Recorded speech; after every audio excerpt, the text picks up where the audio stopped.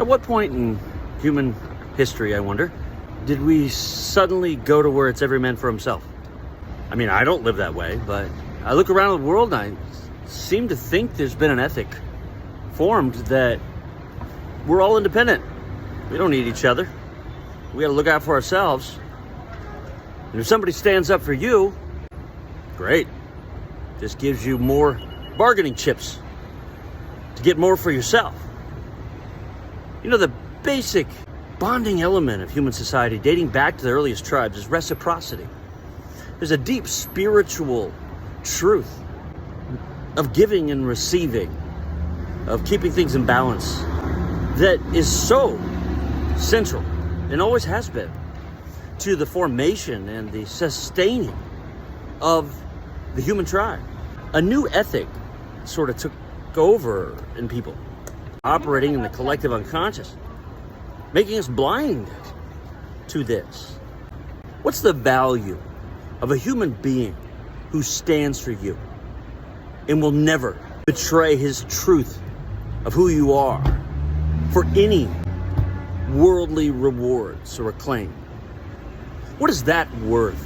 Someone who would give everything in the name of principle, protect you, to stand for you, to make sure that people don't disparage your name or try to dim your light, not because they want something back, but because they see the value you bring is important to this world. And they'll stand up to you if you start talking bad about yourself, to remind you of the value you bring. I've always wanted people like that in my life. My dad came pretty close. And I have always felt, if you want to get something, you gotta be willing to give it. I admire people like that. And I've been that for everyone that I've been close to. I'd fucking die for them. I don't believe in death. Some things are more important, you know? Like, there's a lot of people out here. There's a lot of problems that don't need to be here. There's a lot of children being treated badly, to put it mildly. There's a lot of greedy people exploiting others. And those greedy people, after traumatized and enslaved by this damn system, and were they to look at the suffering they harbor, they'd kill themselves, most of them.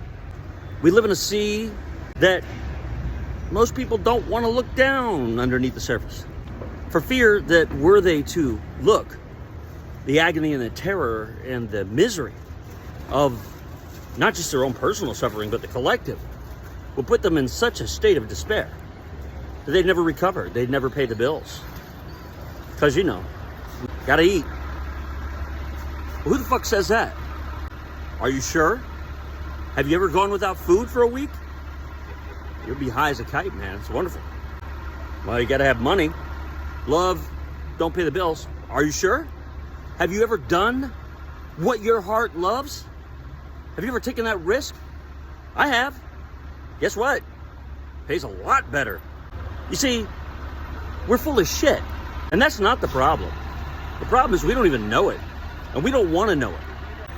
This problem's been brewing a long time. Cynicism has been woven into the fabric of our culture for a long time. But we live in an era where there's a changing of the guard. And there's an exposure of all the things that haven't been working. Which is great. Because you can't heal something that you don't look at. And often just looking at it is when the healing begins. But we have this illusion that we have to know the solution before we'll take action. And if there isn't a solution, why even look? The arrogance of us thinking that we run things or that we could do anything, control anything, when we can't even control our own mind enough to be honest about how we feel and what we've buried. And the fact that perhaps we don't really love the person we're with. We stay with them for security. We pretend like that's not going to poison the relationship. So then we yearn for love, like a puppy dog. Some over the rainbow love never comes.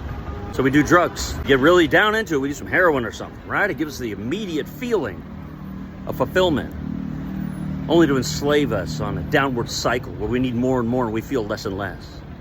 Our soul dies. We look up, we see a world of dog eat dog, every man for himself. And then we see other people as targets, opportunities, Like the guy in the cartoons, when he'd look at his buddy and they were hungry, his buddy would turn into a pork chop. Everybody's a fucking pork chop. To people who are starving. For what? Solidarity. Not puppy dog love. You're looking for solidarity. Someone who sees you and will fucking stand up for you. Without question. We need that. Because there's no society and there's no connection. And there's no safety without it. Well, perhaps I was naive in a lot of my life. Just assuming that by giving that, it would be returned or was returned. Because the people I've been with, dating back to my mother, they put on a good show of seeming solidarity. So that there can be the illusion of equity, the illusion of intimacy, the illusion of safety. Well, let me tell you, friends, this is the only safety I've ever felt in this life is when it got real and cut all those motherfuckers off. I'd rather be alone forever. A noble man who stands for something, willing to give his love to a world that ain't prepared to receive it and even attacks you for it. I'd rather do that than spend one fucking day lying to myself anymore. I'm not happy with the every man for himself. It's not a world worth living in. And I ain't gonna kill myself, so I'm gonna stand for a different one. And it does seem that the stars are finally starting to align, but I've been doing this a long time. And I'd be lying if I said I didn't have some bitter bruises. The more I step into this new cycle, the more I recognize that I've been starving myself. I got the gift of solidarity. I've been starving for a community, for partners who value that gift and instinctively return it so that I can feel safe and free and happy in the world and share that with others. Because I've got a lot to share, and you do too. We all do. And the frustration we really feel is the suppression of our gifts. And we take that frustration and we use it in such stupid ways, self-destructive ways, when all we really want is to somehow return to that mythical feeling of family that we've nostalgized our past to have contained. And perhaps it did for some of us, and that's great. When we look at the world, how many of us feel that? The reason we don't feel that is because we gotta fucking stand for everyone in the world. Even the ones who hate us, even the ones who attack us. We gotta be willing to make that kind of stand. I stand for you stupid motherfuckers. Give my life for you. That's what made Jesus Jesus. That big heart standing to the end of time, man. That's a man. And I appreciate you listening to me because you're sharing my honest thoughts and feelings as they evolve. Make them crazy or a genius. Maybe a little both. It's really wonderful to be able to share with you. But if you're a sneaky, clever bastard, trying to manipulate whatever inner child wounds I may still have, not gonna end well. I stand for you awakening from the illusion that you have anything to gain by betraying your conscience, betraying your brothers, trying to hold them back, playing sneaky games to keep them from love, happiness, and joy, thinking somehow that's gonna help you. You're better than this. Justice has been called, karma is now being served, and the wheel of fortune is carrying us into a new world. And every seed of suffering has its equivalent gift within. I've embraced mine along the way, and I'm happier, more stable than I've ever been. I bless all of you to do the same. It's one thing I know for sure, having died now and come back, is that it ends well. It ends real well. But we gotta pay our time. And I look forward to my future, which I know involves solidarity with the whole, balanced relationships, prosperity, doing what I love, supporting others to do the same, loyalty and devotion to principles. Cynic thinks that's sweet, naive. In the end, the cynic sees they were a fool.